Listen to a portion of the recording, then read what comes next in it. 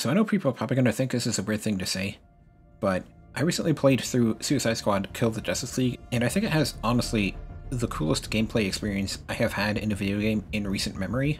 At least one of the coolest. I will say that I think most of gameplay is, like, fine. It's not the best, but it's also not terrible. But there's a very specific segment that happens within the first couple hours of playing the game that I think is incredibly cool, and I kind of wish there were more segments like that. There's a couple segments that kind of sort of feel similar, but nothing really tops that one experience that happens very early on. But what sequence is it that I am talking about? Well, you see, early on in the game, pretty much like right after you get to Metropolis, you have an encounter with Green Lantern and the Flash, and then that very quickly leads into encountering Batman for the first time. And it's this first encounter with Batman that is incredibly cool. So while you're trying to protect the Flash, since he hasn't been converted by Brainiac, you stumble into a Batman museum of sorts.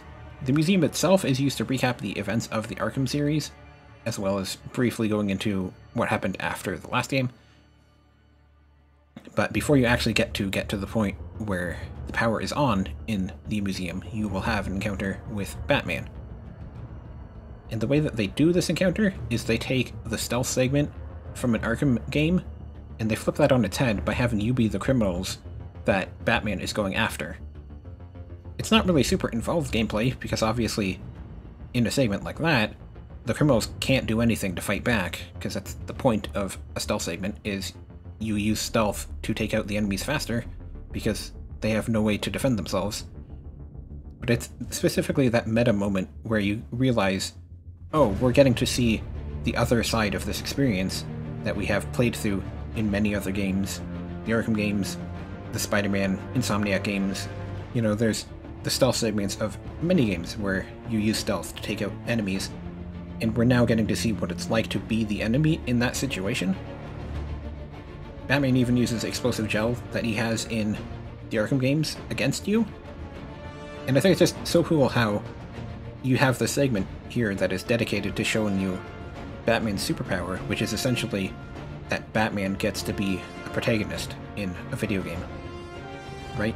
So it makes you feel like you are the villain in the story, because the hero is doing the thing that we have done in so many other games as the hero. So as you go through the Darkened Museum, you're going to end up losing each of your characters one by one, because they're all being taken out by Batman, one after the other.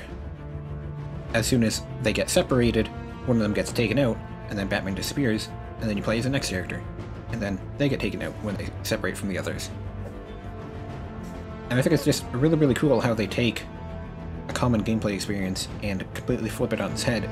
And I think giving Batman this power that we've all experienced playing through in order to take us out is such a cool idea to include in a game like this, where you're playing as the villains fighting against the heroes who have been brainwashed.